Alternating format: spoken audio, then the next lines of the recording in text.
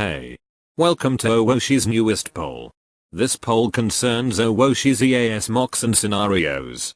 Many of you know that when an alert is activated, you hear this sound.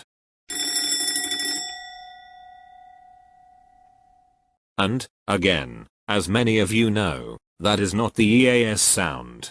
So, this is a question from Owoshi. Should Owoshi use valid tones in his EAS mocks and scenarios? Yes or no? Use either the card to vote, or vote in the comments. Voting ends the 3rd of September. So, vote now.